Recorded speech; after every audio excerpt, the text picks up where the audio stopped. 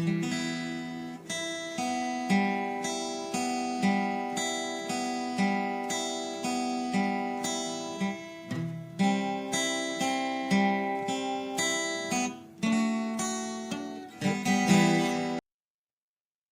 పరిశుద్ధ నామంలో మీకు శుభములు తెలియజేస్తున్నాను. పేతురు రాసిన మొదటి పత్రిక 3వ అధ్యాయం 9వ వచనం చదువుకుందాము. ఆశీర్వాదమునకు వారసులవుటకు మీరు పిలువబడితిరి గనుక కీడుకు ప్రతి కీడైనను దూషణకు ప్రతి దూషణ అయినను చేయక దీవించుడి.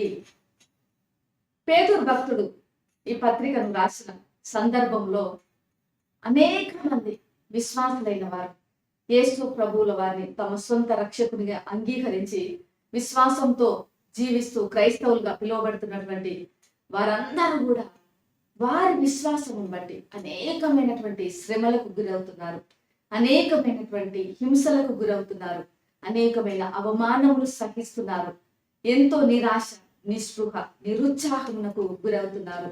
మరి ఎంతో కష్టాలు, కన్నీరును వారు అనుభవిస్తున్నారు.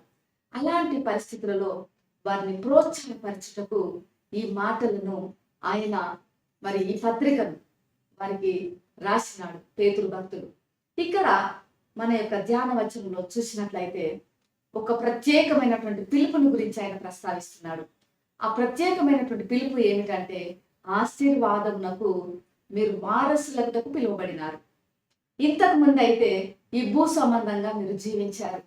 యేసు ప్రభుల వారంటే తెలియక, రక్షణ లేక మనము జీవించినటువంటి వారం. మరి అప్పుడైతే భౌతికమైనటువంటి వారసత్వం, ఆస్తులు, భూములు, అంతస్తులు, మరి ఇళ్ళు, పొలాలు, స్థలాల కొరకు, వారసత్వం కొరకు జీవించారు. కానీ ఇప్పుడు మీరు ఆ లోకంలో నుంచి, ఆ భౌతికమైనటువంటి జీవితం నుంచి దేవుడు మిమ్మల్ని ఏర్పాటు చేసుకున్నాడు. మీరు ఇప్పుడు ప్రత్యేకమైనటువంటి ప్రజలు, మీరు ప్రత్యేకంగా ఏర్పరచబడినటువంటి ప్రజలు, పరిశుద్ధ జనాంగంగా మీరు పిలువబడ్డారు, ఏర్పరచబడిన జనాంగంగా మీరు పిలువబడ్డారు, రాజులైన యాజక సమూహంగా మీరు పిలువబడ్డారు. మీరు సామాన్యమైనటువంటి సాధారణ ప్రజలు కాదు, మీరు ఎంతో మరి ఆశీర్వాదమునకు మరి మూలంగా ఉన్నారు. ఎలా అంటే మరి ఆ రీతిగా ఆశీర్వాదమునకు వారసులుగా అవటానికి మీరు పిలువబడ్డారు. మీరు మరి ఈ రీతిగా పిలువబడ్డారు కాబట్టి మీరు ఎలా జీవించాలి, ఎలా జీవించకూడదు, ఏమి చేయాలి, ఏమి చేయకూడదు. చేయకూడనివి రెండు ఇక్కడ ప్రస్తావిస్తున్నాడు పేతురు భక్తుడు. ఏంటిదంటే కీడుకు ప్రతి కీడు చేయకూడదు, రెండవది దూషణకు ప్రతి దూషణ చేయకూడదు. చేయవలసింది ఒకటే, అది ఏంటిది అంటే దీవించటం. మీకు ఎవరైనా కీడు చేస్తే వారిని దీవించండి. మీరు దూషించిన వారిని దీవించండి. మనము మంచి ఎగ్జాంపుల్గా ఎవరిని తీసుకోవచ్చు అంటే దావీదు భక్తుడు తను రాజైన తర్వాత తన కుమారుడైన అబ్షాలోము తన పైన తిరుగుబాటు చేసి తరిమినప్పుడు ఆయన ప్రాణభయంతో మరి అడవుల్లో పారిపోతున్నప్పుడు ఒక బెన్యామీనీయుడు, సౌలుకు దగ్గరవాడు షిమి అనేటువంటి ఒక వ్యక్తి దావీదును ఎంతగానో దూషించాడు.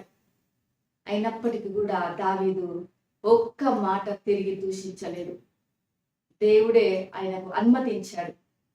ఇంకా నేనేం మాత్రం మాట్లాడగలనని ఆయన దేవునికి అప్పగించేశాడు. ఎంతో మాదిరికరంగా అక్కడ ప్రవర్తించాడు దావీదు భక్తుడు. మరి ఇంకా మంచి ఎగ్జాంపుల్ ఎవరిని చూడొచ్చు అంటే మనము యేసు ప్రభువుల వారు ఎంతో గొప్ప మాదిరిగా మనకున్నారు. శిలువ పైన వేలాడుతూ తనను ఎవరెవరైతే దూషించారో, అపహాసించారో, గేలి చేశారు, ఎగతాళి చేశారు, ముఖం పైన ఉమ్మి వేశారు, ముఖం పైన పిడిగుద్దులు గుద్దినారు, ఆయనను ఎంతగా మరి బాధించినారు, మేకులతో దిగగొట్టారు, కొరడాలతో కొట్టారు, మరి ఎంతో క్రూరాతి క్రూరంగా ఆయనను హింసించారు. ఒక్కరిని కూడా ఆయన తిరిగి దూషించలేదు, తిరిగి కీడు చేయాలని కోరుకోను లేదు, ప్రార్థించను లేదు. ఆయన చేసిన ప్రార్థన క్షమా ప్రార్థన.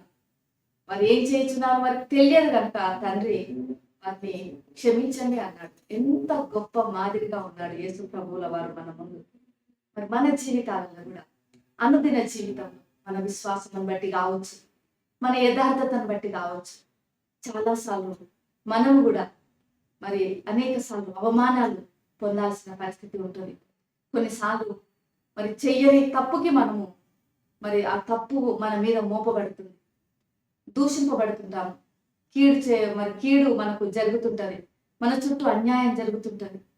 అయినప్పటికీ కూడా మనం ప్రత్యేకపరచబడిన వారం కాబట్టి, ఆశీర్వాదములకు వారసులుగా ఉండుటకు యేసు ప్రభువుల వారు మనల్ని పిలిచారు కాబట్టి, ఆ పిలుపును మనం జ్ఞాపకం చేసుకొని మనం వారిని దీవించవలసిన వారంగా ఉండాలి, వారిని ఆశీర్వదించవలసిన వారంగా ఉండాలి. అవును యేసయ్య, వీరి ద్వారా నాకు ఈ దినమున ఈ కీడు జరిగింది, వారి ద్వారా నేను దూషింపబడ్డాను, వారి ద్వారా నేను అవమానాన్ని పొందినాను అని వారి కొరకు ప్రత్యేకంగా వారి పేరు పెట్టి, దేవా మీరు దీవించండి, నేను కూడా వారిని దీవిస్తున్నాను అని మనం దేవుని ఎదుట మనం ప్రార్థించాలి.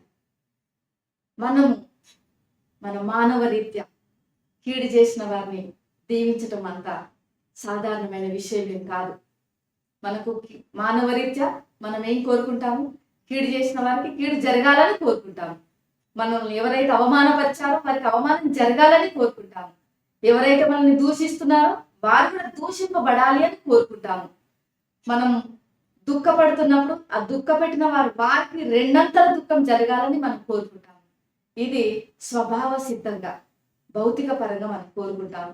అది క్రీస్తును అంగీకరించక ముందు ఉన్నటువంటి స్వభావం. కానీ ఇప్పుడు క్రీస్తును అంగీకరించిన వారంగా, యేసు ప్రభువుల వారి యొక్క బిడ్డలంగా మనము దానికి వ్యతిరేక దిశలో ప్రవర్తించాలి. ఇప్పుడైతే వారిని దీవించాలి.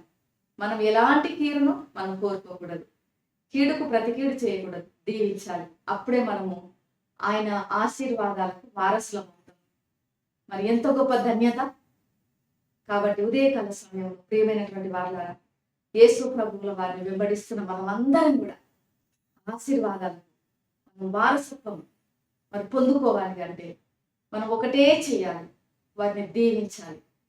మనము ఆ రీతిగా దీవించి దేవుని యొక్క సన్నిధిలో ఆశీర్వాదాలు, దీవెనలు మనము పొందుకుందాము. ప్రేమ నమ్మకం కలిగిన పరలోక తండ్రి, పరిశుద్ధుడా నీకు వందనాలు చెల్లిస్తున్నాను.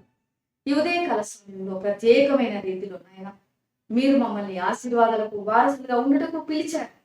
ఆ పిలుపుకు తగిన రీతిగా ప్రభువా మేము జీవించడానికి మాకు సహాయం చేయండి. మాకు ఎవరైతే కీడు జరిగిస్తున్నారో వారికి కీడు మేము జరిగించకుండా, ఎవరైతే మమ్మల్ని దూషిస్తున్నారో ప్రతిగా వారిని దూషించకుండా, వారిని దీవించుటకు క్రీస్తు మనసు మాకు దయచేయమని, తద్వారా నీ దీవెనలు పొందుకున్నటకు నీ కృపను దయచేయమని యేసు నామములో ప్రార్థిస్తున్నాను తండ్రి. ఆమేన్.